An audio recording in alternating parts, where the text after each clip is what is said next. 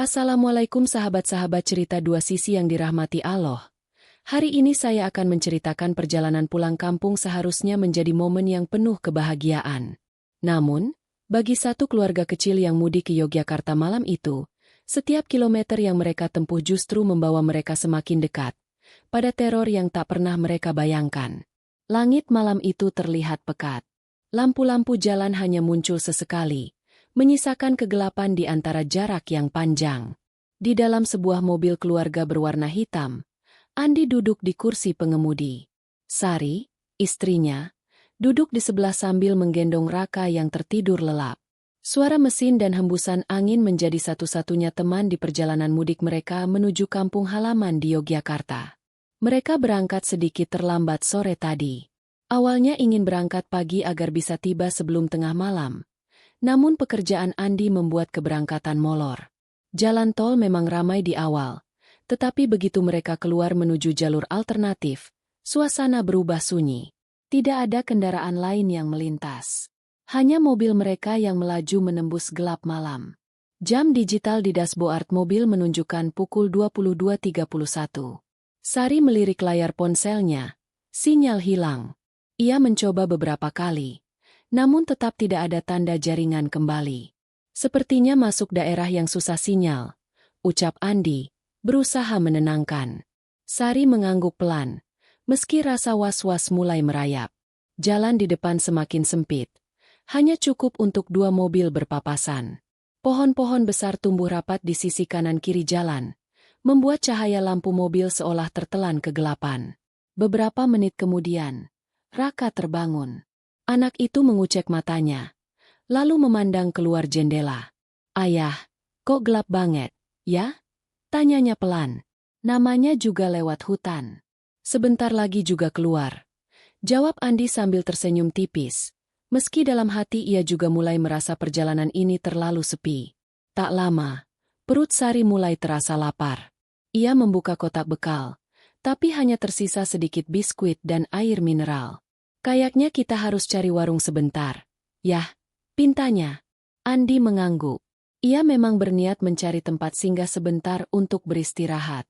Tapi di sepanjang perjalanan, tidak ada satupun warung atau rumah yang terlihat. Hingga akhirnya, di kejauhan, cahaya temaram tampak berpendar di sisi kiri jalan. Itu kayaknya ada warung, ujar Andi, sedikit lega. Mobil melambat, lalu menepi di depan bangunan kecil beratap rumbia. Warung itu terlihat sederhana, dengan beberapa kursi kayu di bagian depan. Lampu yang menggantung di dalam warung memancarkan cahaya kekuningan yang redup. Mereka turun dari mobil. Udara terasa lebih dingin di sini. Sampai-sampai uap napas terlihat tipis saat mereka berbicara. Dari dalam warung, seorang nenek berkerudung lusuh menatap mereka dengan senyum ramah. Silakan mampir, Nak. Makan dulu biar kuat di jalan, ucap nenek itu dengan suara serak namun hangat. Di atas meja tersaji beberapa piring nasi, sayur, dan gorengan yang masih hangat. Aneh, mengingat tidak ada tungku atau kompor di dalam warung. Sari dan Raka duduk, sementara Andi memesan 3 gelas teh panas. Sambil makan, Sari memperhatikan sekitar. Warung ini begitu sederhana, namun terasa sangat sepi. Tidak ada suara kendaraan lewat, tidak ada suara binatang malam, hanya suara sendok yang beradu dengan piring. Ketika mereka hendak membayar, nenek itu hanya menggeleng. Kalau ingin selamat, jangan berhenti lagi sampai ketemu pohon beringin kembar. Andi tertegun. Ia ingin bertanya lebih jauh, namun nenek itu hanya tersenyum sambil menatap lurus ke matanya. Mereka pamit dan kembali masuk ke mobil. Begitu mobil melaju sekitar 100 meter, Andi menoleh ke kaca spion. Warung itu sudah tidak ada. Yang tersisa hanya tanah kosong dan ilalang tinggi bergoyang pelan dihembus angin malam. Mobil hitam itu terus melaju menembus gelap malam. Di dalam kabin, suasana hening. Hanya suara mesin dan desahan napas yang terdengar. Sari sesekali menatap keluar jendela, melihat pepohonan yang seperti tak pernah habis. Jam digital di dashboard kini menunjukkan pukul 23.12. Namun, suasana di luar terasa aneh. Tidak ada tanda-tanda pemukiman, tidak ada lampu rumah, Bahkan papan penunjuk arah pun tidak muncul. Andi mengandalkan GPS di ponselnya. Garis biru di layar menunjuk ke depan, seolah mereka berada di jalur yang benar. Namun, entah kenapa, ia merasa pemandangan di sekitar mulai terasa familiar. Yah, itu rumah dengan pagar bambu itu kan? Tadi kita sudah lewatin. Suara Sari terdengar ragu. Andi melirik ke arah yang ditunjuk. Benar, rumah itu sama persis seperti yang mereka lewati sekitar 15 menit lalu. Dindingnya dari papan kayu, lampu depannya redup, dan ada sumur tua di halaman. Ah, mungkin mirip saja, jawab Andi, mencoba mengusir rasa aneh yang mulai menggelayuti. Namun, 10 menit kemudian, Sari terperanjat. Yah, itu rumahnya lagi. Andi menelan ludah. Rumah itu sama persis. Bahkan ember yang tergantung di dekat sumur pun berada di posisi yang sama. Jantungnya berdegup lebih kencang. Ia mempercepat laju mobil, berharap segera keluar dari jalur ini. Tetapi, anehnya, setiap 5 atau 10 menit, mereka selalu kembali melihat rumah itu. Tidak peduli seberapa cepat ia mengemudi, mereka tetap kembali ke titik yang sama. Raka yang sedari tadi diam, tiba-tiba berkata pelan, "Ayah, kita muter-muter, ya?" Suara anak itu terdengar seperti bisikan di tengah keheningan. Sari menggenggam tangan Raka, mencoba menenangkannya. Di saat itu, jam digital di dashboard mulai berkedip. Angka yang tadinya menunjukkan pukul 23.24 berubah menjadi pukul 23.47, lalu berhenti. Jarum detik di jam tangan Andi juga berhenti bergerak. Udara di dalam mobil terasa lebih dingin. Kaca jendela mengembun, meski AC mobil tidak terlalu dingin. Di luar, kabut tipis mulai muncul, membuat pandangan semakin terbatas. Tiba-tiba, dari kejauhan, samar-samar terlihat 2 batang pohon besar menjulang di pinggir jalan. Daunnya lebat, cabangnya saling berhadapan seperti membentuk gerbang alami. Sari menatapnya lekat-lekat. "Itu, beringin kembar," ucapnya pelan, mengingat pesan nenek di warung tadi. Andi mengangguk, lalu memperlambat mobil. Namun, ketika melewati di bawah naungan kedua pohon itu, perasaan aneh semakin kuat. Jalan di depan terus memanjang, tapi beberapa menit kemudian, mereka kembali melihat pohon beringin yang sama. Andi menginjak pedal gas lebih dalam. Mobil melesat cepat. Namun entah bagaimana, beringin itu selalu muncul di depan mereka. 3 kali, 4 kali, 5 kali. Selalu kembali ke titik yang sama. Raka mulai terisak pelan. Sari memeluknya erat. "Yah, kita ini sebenarnya ada di mana?" bisiknya, suaranya bergetar. Andi tidak menjawab. Tangannya semakin erat menggenggam setir. Di luar, kabut semakin tebal. Dari sela-sela pepohonan, ia mulai melihat bayangan bergerak, seolah ada yang mengawasi mereka dari kegelapan. Dan di detik itu juga, suara gamelan Jawa terdengar lirih dari arah yang entah di mana. Irama pelan namun menusuk, membuat bulu kuduk berdiri. Suara gamelan semakin jelas. Nada saron dan gong seakan datang dari kejauhan, namun tak ada sumbernya. Andi merasakan bulu kuduknya berdiri. Sari menggenggam tangan Raka lebih erat. Sementara anak itu memejamkan mata dan menutup telinganya. Mobil terus melaju, namun jalanan seolah tidak ada ujungnya. Pepohonan makin rapat, kabut makin pekat. Setiap kali lampu mobil menyapu ke sisi jalan, Andi seakan melihat sesuatu. Di tikungan pertama, terlihat sosok wanita berdiri di pinggir jalan. Rambutnya panjang menjuntai menutupi wajah. Gaun putihnya kotor oleh tanah. Ia berdiri diam, tubuhnya tak bergerak sedikit pun. Sari menahan napas. "Yah, kau lihat itu." Suaranya lirih. Andi tidak menjawab. Ia hanya menatap lurus ke depan, pura-pura tidak melihat. Namun di kaca spion, sosok itu masih tampak berdiri menatap mobil yang menjauh. Beberapa ratus meter setelahnya, di jalan lurus yang diselimuti kabut, terlihat sosok lain. Seperti pocong, berdiri tegak, lalu perlahan melompat kecil ke arah mereka. Jaraknya jauh, namun setiap kali Andi berkedip, sosok itu terlihat makin dekat. Andi menekan gas lebih dalam. Mobil melaju cepat, dan sesaat kemudian sosok itu lenyap begitu saja, seolah tak pernah ada. Namun ketegangan belum usai. Radio mobil yang tadinya mati, tiba-tiba menyala dengan sendirinya. Suara gamelan mengalun dari speaker, semakin keras, semakin menusuk. Raka menangis kencang, menutup wajahnya di dada ibunya. "Ayah, matikan radionya!" teriak Sari panik. Andi memencet tombol power berulang kali, namun tidak berfungsi. Volume justru bertambah keras, hingga suara gong terakhir menggetarkan kaca jendela. Lalu, hening. Radio mati seketika. Andi terengah, keringat dingin membasahi dahinya. Tangannya gemetar di setir. Jalan di depan terlihat lebih gelap. Hanya cahaya lampu mobil yang menembus kegelapan. Di sisi jalan, tampak bayangan hitam bergerak cepat, seolah mengikuti laju mobil. Sari melihat sekilas sosok itu berlari sejajar dengan mereka, lalu lenyap di balik kabut. Hingga akhirnya, beringin kembar itu kembali tampak. Lebih dekat, lebih jelas. Cabangnya menjuntai, seperti tangan raksasa yang siap menutup jalan. Andi menarik napas panjang.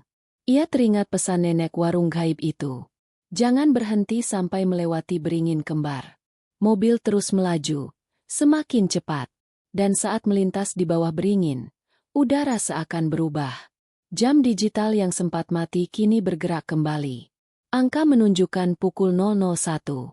Namun, Andi tahu, semua ini belum berakhir. Mobil melesat melewati naungan beringin kembar. Suara mesin meraung. Ban menghantam jalanan yang sedikit berlubang. Andi tak berani mengurangi kecepatan. Ia merasakan sesuatu, seolah ada yang berusaha menahan mereka agar tidak keluar dari jalan ini. Udara di luar mulai berubah. Kabut yang tebal perlahan menipis. Namun hawa dingin yang menusuk tulang masih terasa. Sari tidak melepaskan pelukan pada Raka. Anak itu mulai terlelap kembali, meski sesekali merengek kecil dalam tidurnya. Lampu mobil menangkap bayangan samar di tepi jalan. Bukan sosok hantu seperti sebelumnya, tapi sebuah gerbang tua dari batu, setengah tertutup akar pohon. Gerbang itu berdiri sendirian di tengah rumputan tinggi, tanpa tembok atau bangunan di sekitarnya. Sari berbisik lirih. "Yah, itu apa?" Andi hanya menggeleng. Ia tak ingin berhenti, tak ingin menoleh terlalu lama. Entah kenapa, firasatnya berkata jika mereka berhenti, semua akan berakhir buruk. Jalan mulai menurun, berkelok ke kiri lalu kanan. Di setiap tikungan, lampu mobil seperti menyapu bayangan-bayangan yang bergerak di antara pepohonan. Kadang terlihat bentuk manusia, kadang hanya kabut yang berputar seperti mengikuti. Lalu, di tengah tikungan tajam, sebuah bayangan besar melintas cepat di depan mobil. Andi menginjak rem mendadak. Ban berdecit. Aroma karet terbakar memenuhi kabin. Sari terkejut. "Astaga! Apa itu?" Andi memandang ke depan. Kosong. Tidak ada apapun di jalan. Namun ia yakin, tadi ada sesuatu yang melintas. Bentuknya tinggi besar, tapi ia tak sempat melihat wajahnya. Dengan hati-hati, ia kembali menekan gas. Mobil bergerak lagi. Kali ini lebih lambat. Beberapa menit kemudian, di ujung jalan, terlihat cahaya lampu dari kejauhan. Andi menatapnya lekat-lekat. Takut itu hanya bayangan atau ilusi seperti sebelumnya. Tapi semakin dekat, cahaya itu makin terang, dan bentuknya jelas. Itu lampu jalan. Sari menutup mulutnya, menahan rasa lega bercampur takut. "Kita keluar dari sana." Andi mengangguk, tapi matanya tetap waspada. Jalan di depan kini lebih lebar, aspalnya mulus, dan di kejauhan terdengar suara jangkrik serta anjing menggonggong. Semua terasa normal. Namun sebelum mereka benar-benar meninggalkan hutan itu, Andi menoleh sekilas ke kaca spion.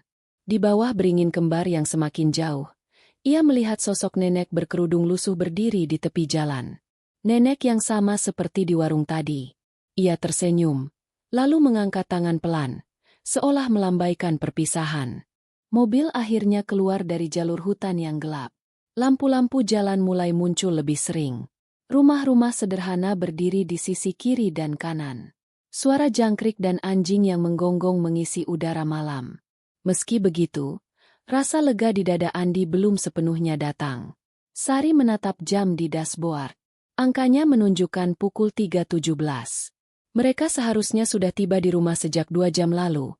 Tapi entah kenapa waktu terasa hilang di perjalanan tadi. Yah, cepat atau lambat kita harus ceritakan ini ke Bapak, ucap Sari pelan. Andi mengangguk, tapi matanya tetap fokus pada jalan. Sesekali ia melirik kaca spion.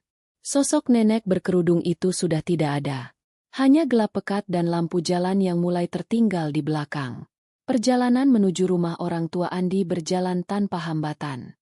Namun rasa tidak nyaman tetap menggelayuti. Suara gamelan yang sempat berhenti kini terngiang kembali di telinga mereka. Samar, seperti bisikan yang datang dari jauh. Ketika memasuki gerbang desa, Andi melambatkan mobil.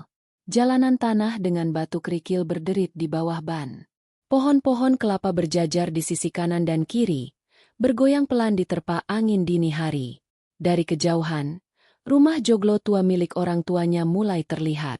Lampu di teras menyala, menandakan ada yang masih terjaga. Andi memarkirkan mobil di depan halaman.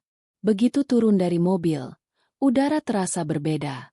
Hangat dan lebih segar. Sari menggendong Raka yang masih setengah tertidur. Mereka berjalan menuju teras. Di sana, seorang lelaki tua dengan kain sarung dan baju lurik duduk menunggu. Wajahnya keriput, namun matanya tajam. Itu adalah Bapak Andi. Kalian datang juga akhirnya. Suaranya berat dan tenang. Andi menyalaminya, lalu duduk di bangku kayu. Sari ikut duduk sambil memeluk Raka. Bapak menatap mereka satu persatu. Kalian lewat jalur hutan itu, kan? Andi terdiam. Ia tahu jalur yang dimaksud. Iya, Pak. GPS mengarahkan ke sana. Tapi, banyak hal aneh yang kami temui. Bapak menunduk sebentar, lalu menghela napas panjang. Sejak dulu, jalur itu dikenal sebagai jalan yang tidak semua orang bisa lewati. Apalagi malam hari. Sari menelan ludah, menunggu penjelasan. Bapak melanjutkan, suaranya semakin rendah. Banyak yang bilang, siapapun yang tersesat di sana akan berputar-putar, sampai ada yang menolong keluar. Kalian beruntung, karena ada yang mau menolong. Andi teringat pada senyum nenek penjual warung dan lambaian tangannya di bawah beringin kembar. Ia merasakan dingin menjalari punggungnya, meski angin malam di teras terasa hangat. Dari kejauhan, gonggongan anjing tiba-tiba berhenti. Hening mendadak menyelimuti desa. Dan di tengah keheningan itu, samar-samar terdengar lagi suara gamelan. Sangat pelan, namun jelas berasal dari arah hutan yang baru saja mereka tinggalkan. Malam semakin larut. Setelah mandi dan berganti pakaian, Sari dan Raka beristirahat di kamar tamu. Andi masih duduk di teras bersama bapaknya. Udara desa memang lebih segar. Tapi entah kenapa perasaan gelisah tetap mengendap di dada.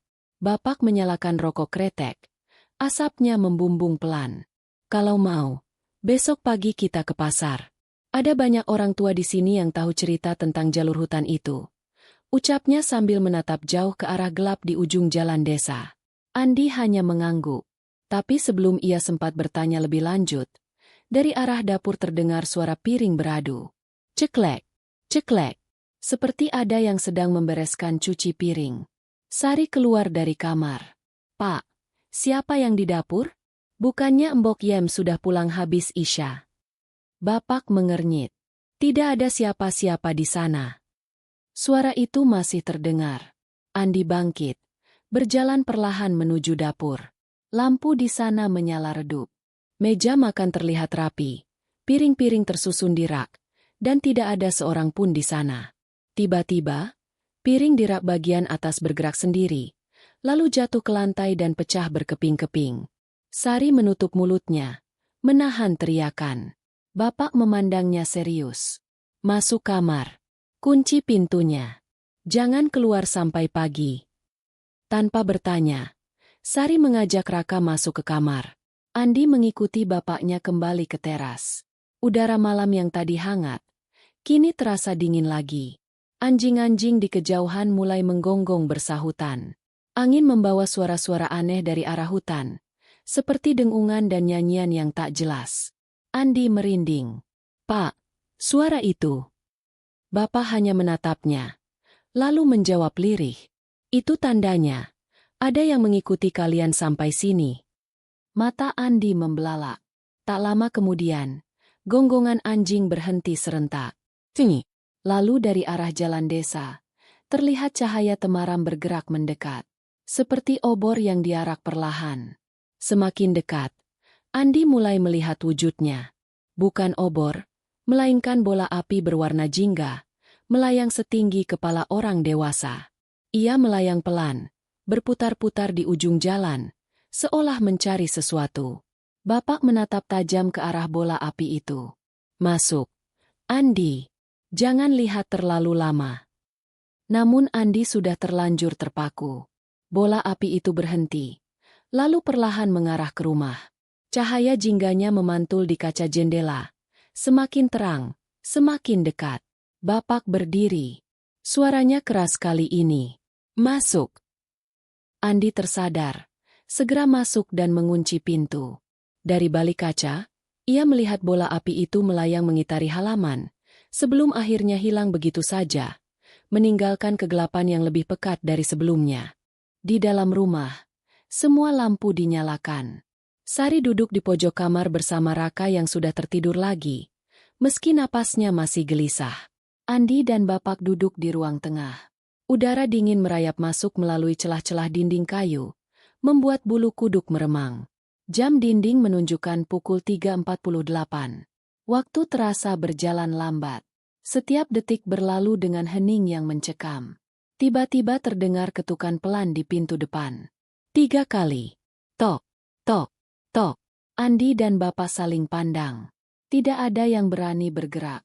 Ketukan itu terulang lagi. Kali ini lebih keras. Tok, tok, tok. Bapak berdiri, mendekati pintu, lalu menempelkan telinganya.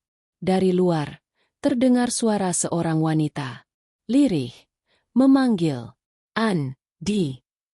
Suara itu begitu jelas, namun anehnya terdengar datar, tanpa intonasi, seperti orang yang mengucapkan kata tanpa emosi. Andi merasakan dadanya berdebar kencang. Ia tahu suara itu. Itu suara Sari. Tapi Sari ada di kamar bersama Raka. Bapak melangkah mundur. "Jangan dibuka," ucapnya tegas. Ketukan berubah menjadi goresan di permukaan pintu. Suaranya memanjang, serat, seperti kuku yang menggaruk kayu. Andi menahan napas. Goresan itu berpindah ke jendela, lalu ke dinding, mengitari rumah perlahan. Lampu di ruang tengah tiba-tiba redup, lalu mati. Semua ruangan gelap total. Dari luar, terdengar suara gamelan lagi. Kali ini lebih cepat temponya, seperti mengiringi tarian. Dari celah jendela, Andi melihat bayangan bergerak di halaman. Banyak. Belasan sosok berbusana putih lusuh menari mengelilingi rumah. Tubuh mereka kaku, wajah mereka kosong. Rambut panjang mereka tergerai, mengikuti setiap gerakan. Di antara mereka, berdiri sosok nenek berkerudung lusuh. Ia menatap lurus ke arah Andi yang mengintip dari balik jendela. Senyumnya perlahan melebar, terlalu lebar untuk wajah manusia. Bapak menarik Andi menjauh dari jendela. "Jangan lihat." Tapi sebelum Andi sempat memalingkan muka, pandangannya menjadi kabur. Suara gamelan semakin keras, lalu berubah menjadi dengungan rendah yang membuat telinganya sakit. Tiba-tiba, semua suara berhenti. Tingi. Andi tersadar. Kini ia berdiri sendirian di ruang tengah. Lampu kembali menyala. Tidak ada Bapak, tidak ada Sari, tidak ada Raka. Dari arah pintu, terdengar suara engsel berderit. Perlahan, pintu terbuka sendiri. Di luar, hanya ada kegelapan pekat, dan suara langkah kaki yang mendekat dari sesuatu yang tidak terlihat. Pintu depan terbuka lebar. Angin malam menyapu masuk, membawa aroma tanah basah bercampur wangi bunga melati yang begitu pekat. Andi berdiri kaku di ambang pintu, matanya menatap lurus ke kegelapan yang seolah tidak memiliki ujung. Suara langkah kaki semakin jelas. Pelan, teratur, namun tidak berpijak di tanah. Seperti sesuatu yang melayang tapi tetap menimbulkan bunyi. Dari dalam gelap, muncul cahaya redup. Bukan lampu, melainkan dua titik merah kecil, sejajar, seolah sepasang mata yang mengamati. Andi mundur setapak. Napasnya berat. Matanya tak berkedip. Namun semakin ia mundur, semakin cahaya itu mendekat. Lalu, dari sisi kanan, terdengar suara tawa kecil. Tawa yang pelan namun panjang, seperti suara anak kecil yang bermain, tetapi tanpa rasa gembira di dalamnya. Sosok itu akhirnya keluar dari kegelapan. Bukan manusia. Tubuhnya tinggi kurus, kulitnya pucat keabu-abuan, dan kepalanya miring tak wajar. Mata merahnya menatap Andi tanpa berkedip. Di belakangnya, bayangan-bayangan lain mulai bermunculan. Mereka berbaris, diam, mengelilingi halaman rumah. Dan di antara mereka, berdiri nenek berkerudung lusuh. Kali ini, wajahnya bukan lagi ramah. Kerudungnya terbuka, memperlihatkan wajah tanpa mata, hanya rongga gelap yang menganga. Andi ingin berteriak, tapi tenggorokannya terkunci. Tiba-tiba, dari arah kamar, suara Sari memanggil.